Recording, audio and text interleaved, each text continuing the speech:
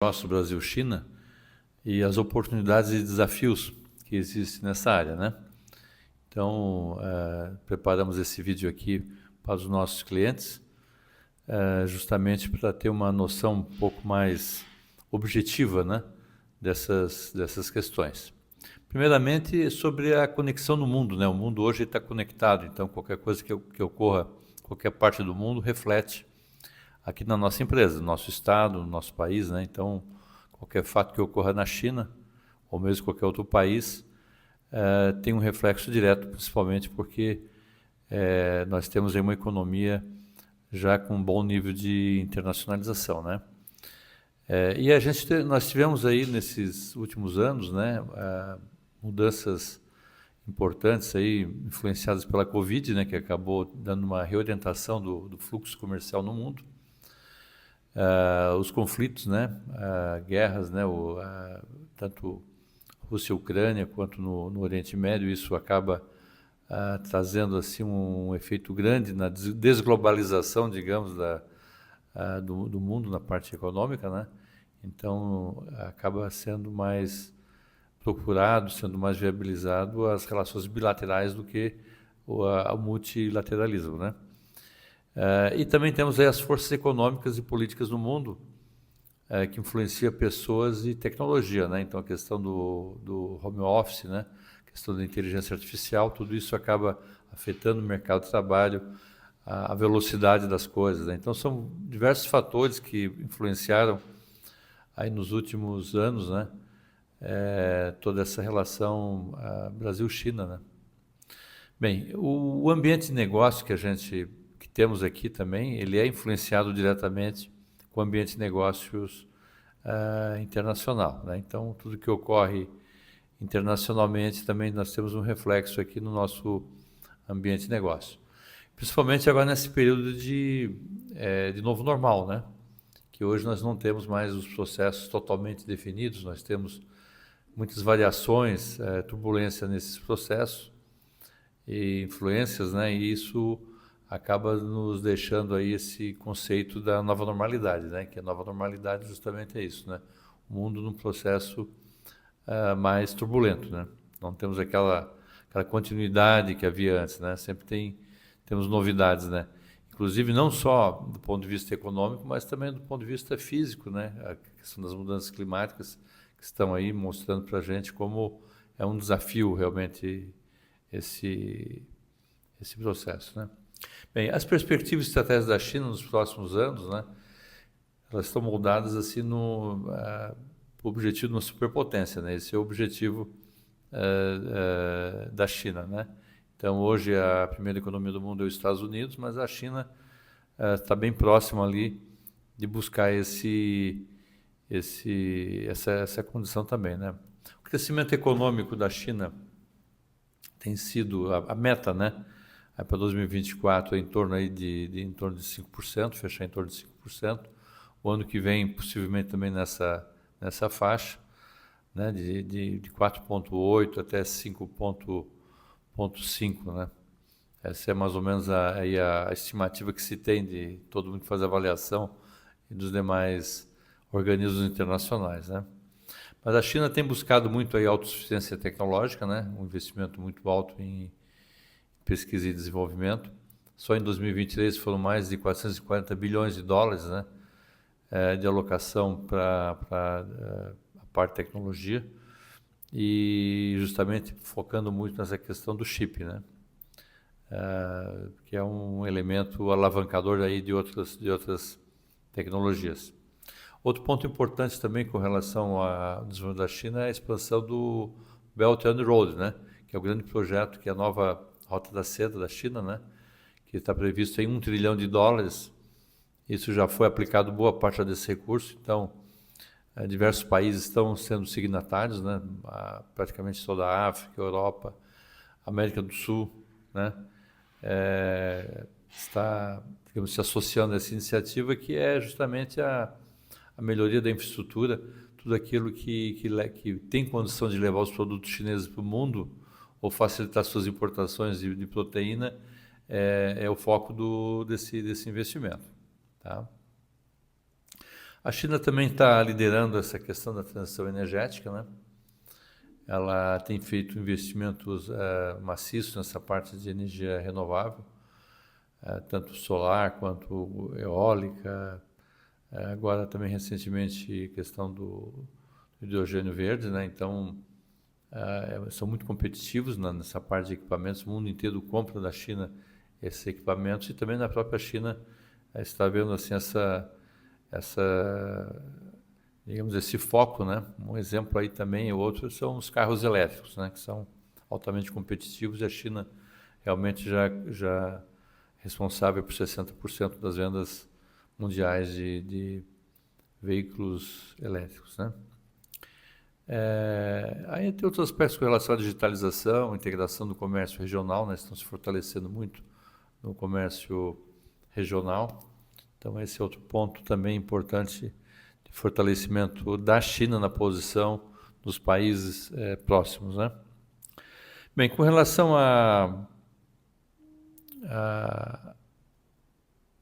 ao plano quinquenal, né? A China tem um plano quinquenal, cada 5 anos é feito esse plano que é aprovado pelo Congresso deles, né? E 2021 a 2025, né? Está ainda em vigor esse plano, que é justamente a definição, que eu já havia falado antes, que é a definição das diretrizes moldando o futuro para a liderança, né? Então, essa busca incessante deles com relação à liderança, né? Bem, a China agora já não é mais o país mais populoso do mundo, né? A Índia já ultrapassou a China, mas ainda 1,42 bilhão, né? De pessoas que vivem na China, né? 2023. PIB nominal de em torno de 18 trilhões, então é o segundo PIB, né? Primeiro é dos Estados Unidos. Crescimento real em torno de 5%, como já havia falado, inflação bastante baixa, 0,23 em 2023. Exportações, em torno de 3,4 trilhões de dólares, né? Importações em torno de 2,5. Então é o primeiro exportador mundial e é o segundo importador mundial, né? Os Estados Unidos é o primeiro importador mundial, a China é o segundo. Dívida externa, né? 2,4 trilhões, né? Com crescimento assim já em torno de 20% em relação aí a 2019. Então a China ela tem essa característica desse jogo, agora esse jogo de forças, né? De estar nesse jogo de forças, né? Principalmente aí com os Estados Unidos, né? Que criou uma série de restrições, impôs aí tarifas, né? A partir de 2018 e agora com a volta do governo Trump isso deve ser mais efetivo, né? Tanto é que a China até aumentou a importação de soja para estocar, até em decorrência aí da mudança de governo a partir do ano que vem, do governo Trump. Então, de uma certa forma, pode favorecer o Brasil do ponto de vista de destino de exportação do agronegócio brasileiro, né? O coronavírus foi um teste de fogo para a China, né? Ela ficou fechada praticamente 3 anos, né? Isso acabou enfraquecendo algumas questões, mas melhorou outras, né? Ela se automatizou muito. Hoje a China tem um grau assim, de automatização muito grande em decorrência daquele período, né, que ela precisou fazer isso. Muitas empresas foram incentivadas a criar novos produtos, inclusive, aliás, justamente o incentivo era dado para as empresas que tinham possibilidade de criar novos produtos, né? O incentivo na época financeiro, na época da pandemia. Outro ponto importante que se desenvolveu muito na pandemia e hoje está muito fortalecido é o comércio eletrônico, né? O comércio eletrônico realmente impressionante como cresceu. Agora só em 2023 cresceu 10,4%, um valor aí de vendas aí de 3 trilhões em 2023, né? E mais de 900 milhões de chineses compram online. Então, grande parte da população compra online, né? E nessas compras online, é justamente a liderança está do grupo do Alibaba, né, que é o Taobao e o Tmall, que são 2 sites do Alibaba, que corresponde já assim, a 58% do mercado. 58% do mercado do comércio eletrônico já está na mão do Alibaba. Tem o JD.com, que é muito focado em produtos eletrônicos, né, tem 16%. O Pinduoduo tem 13%. E as demais outras plataformas aí tem o restante, né? Todo o processo da China de pagamento é feito aí pelos sites, né? Pelo WeChat Pay, também o PayPal, que tem uma parceria com a Baidu, né? E ali tem mais de 1,2 bilhão de usuários ativos, né, nesse sistema de compras que facilita aí as vendas, né? Tivemos aí recentemente aí o Singles Day, né, o Dia do Solteiro, com vendas altíssimas, né, que é o Black Friday, né, da China, com volumes expressivos aí de venda, onde os sites fazem vendas expressivas e consolidam realmente a sua estratégia, né? O tamanho do mercado, só para a gente fazer um comparativo aí, né, da China com Estados Unidos e Brasil. Então, a China, em torno de 3 trilhões, né, de dólares de venda, né? Os Estados Unidos 1 trilhão, 1,1 trilhão, e o Brasil em torno de 58 bilhões de dólares, né, em 2023. Então, digamos, a China concentra em torno de 50% do e-commerce do mundo, né?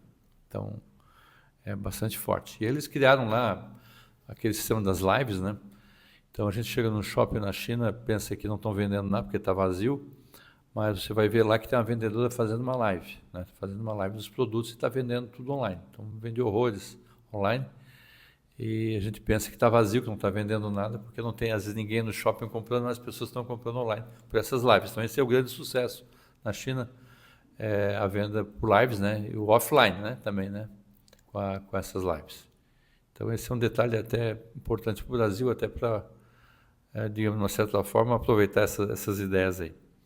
Com relação aos números de consumidores, na China nós temos em torno de 900 milhões, né? Como já havia comentado. Estados Unidos, 300 milhões. E o Brasil, 140 milhões de consumidores pelo comércio eletrônico, né? E o crescimento, né, em 2023, a China foi 10,4%, Estados Unidos 8,7% e o Brasil 17%. O Brasil cresceu bastante, aí principalmente na pandemia do comércio eletrônico, né?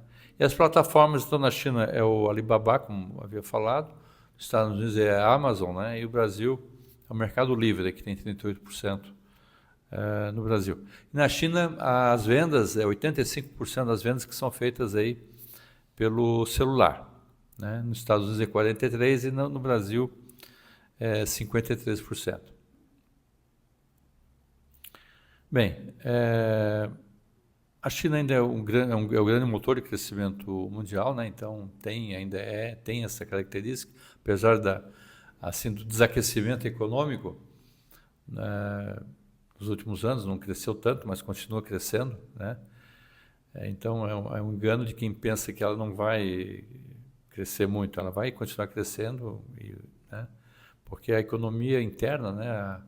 Houve assim uma migração muito grande para as cidades, né, um crescimento da classe média, até que o salário mínimo, né, nas grandes cidades chinesas como Xangai já é um salário mínimo elevado, né, que já não é aquele salário barato como se achava que tinha antes. A China é responsável também pelos grandes números, né, de consumo. Então, 47% da carne de porco do mundo é consumido na China, 20% da carne de frango, 33% do algodão, 54% do ferro, 14% do petróleo. Então, ainda é bem expressivo, é muito expressivo o consumo na China, né? Só na parte de veículos, a produção de automóveis é em torno de 33% da produção do mundo de automóveis da China, contando aí os os veículos a combustão e os elétricos, né? No Brasil é 2,4% e nos Estados Unidos 10%. Então a China ainda lidera a produção de veículos no mundo, né? E ela tem já em produtos como de linha, né, além dos veículos sofisticados, aí, veículos elétricos, já também os veículos também voadores elétricos também, né? A Xpeng, né? A Ehang também, são empresas que estão se especializando em veículos voadores, né? Já certificados na China, já sendo utilizados. Se a gente for analisar, pegar alguns parâmetros aqui, como a produção de aço, por exemplo, né? A China lidera realmente a produção de aço. Em 2013 foi produzido 779 toneladas, milhões de toneladas, e em 2023 já 1 bilhão de toneladas de aço, né? Então, assim, são números bem expressivos com relação à produção de aço, é o primeiro, né? E depois temos aí a Índia e o Japão na sequência. Outra característica interessante também é a mudança da estrutura do PIB. Que, por exemplo, a indústria em 1980 correspondia a 44% do PIB. Hoje é 27%. Né? E os serviços, que era 21% em 80, agora já é 61%. Então, mudança nesse perfil também, né? Com relação às exportações mundiais, né, um pouco mais de 3 trilhões, né? Conforme já tínhamos falado.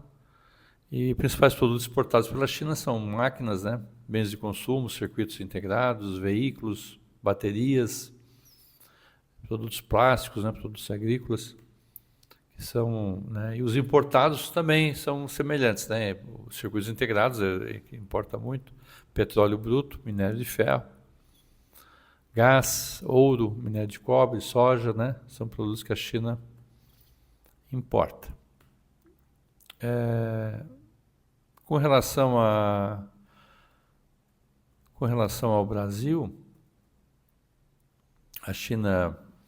o Brasil, né, exporta para a China, exportou em 2023 104 bilhões de dólares, né, 104 bilhões de dólares, e importou 53 bilhões, né? Então ele é o primeiro parceiro na importação, a China é o primeiro parceiro na importação e na exportação.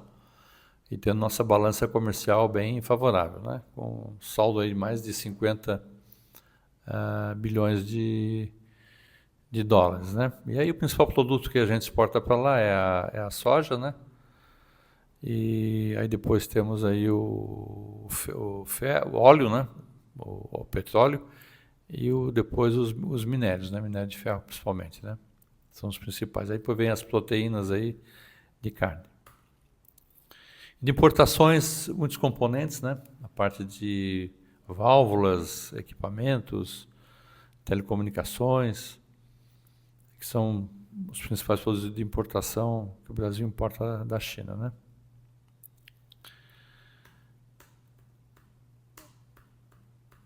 E é isso aí, com relação a esses dados mais gerais, né? A gente vai falar um pouquinho agora das oportunidades de estratégia de mercado. Então, por exemplo, importar da China. Importar da China é a atividade mais comum, né? Então, você pode importar de várias formas, produtos semi-acabados, produtos acabados, né? Você pode utilizar uma trade para isso ou fazer importação direta. Identifica os produtos nas feiras na China, tem muitas feiras, né? Tem feiras permanentes também, como o Yiwu, que é um grande mercado livre, né? Você pode comprar e já despachar o produto a partir de lá, né? Em quantidades menores, né? Ou container, né? Produtos de consumo, né? E aí, cada região da China também tem uma produção, né? Tem gente que pensa que é só em Xangai, Guangzhou, que tem tudo, né? Mas não é.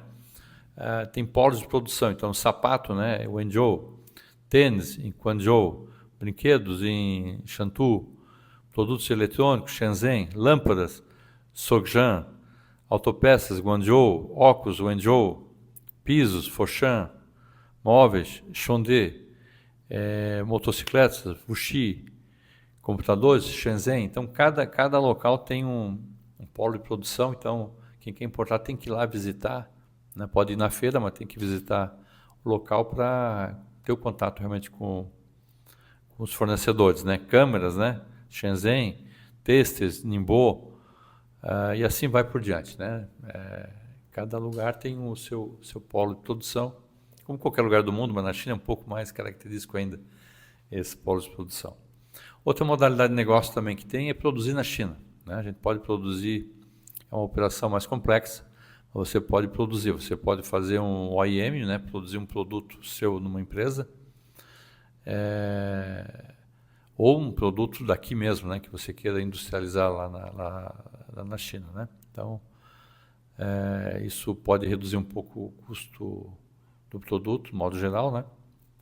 Principalmente operações de OEM, mas é um pouco mais complexo, tem que estudar bem esse tipo de operação, tem muitas legislações de apoio, as regiões têm incentivos fiscais também, algumas regiões, que pode se estudar um pouco mais profundamente.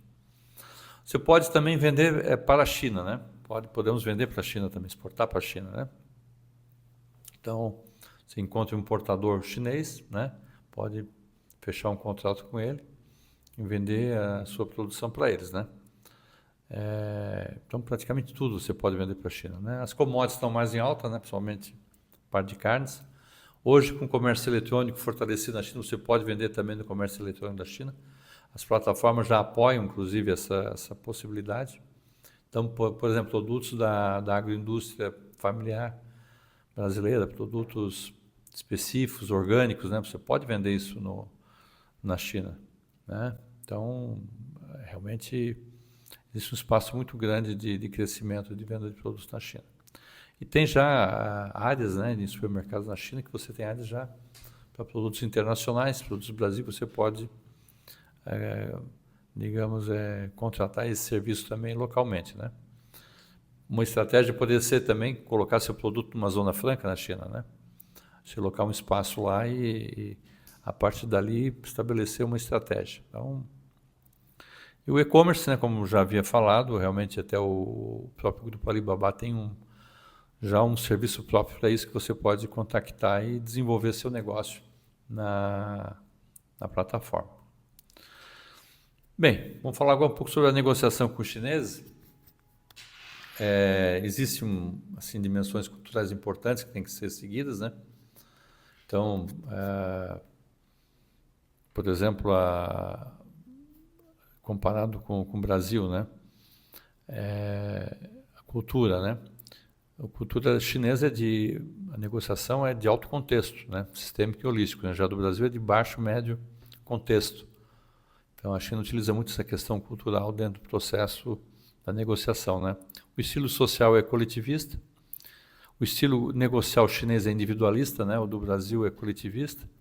O relacionamento é formal na China, já no Brasil é mais informal. O estilo emocional na China, vergonha pelo desprestígio, né? Então você não pode perder a face, digamos, né? Porque isso acaba com a negociação. E no Brasil é culpa pela manipulação, né? Ninguém gosta de ser manipulado. A referência na China é a confiança. Então, independente de ter amizade ou não, a confiança é importante. E no Brasil já é amizade, né? Você faz amizade, bate nas costas, já resolve, né? O raciocínio chinês é mais conservador e do Brasil é mais inovador. Então tem várias figuras aí da negociação, mas eu só queria destacar o Guanxi, né? O Guanxi que é, digamos, a capital social em um grupo social, né? Você cria aquela rede de relacionamento, de confiança. Então esse é o ponto principal na China de criar essa relação, né, com o chinês. E eles também, a China faz muito isso, né? Então você, a partir de uma pessoa, você consegue acessar outras pelo Guanxi que eles têm. E com relação às perspectivas, né, as perspectivas continuam muito positivas, né, de negócio entre Brasil e China. No entanto, tem os riscos também. Então sempre tem que analisar o risco e a oportunidade, né? Então esse é o fator China. Obrigado. Obrigado pela atenção e bons negócios.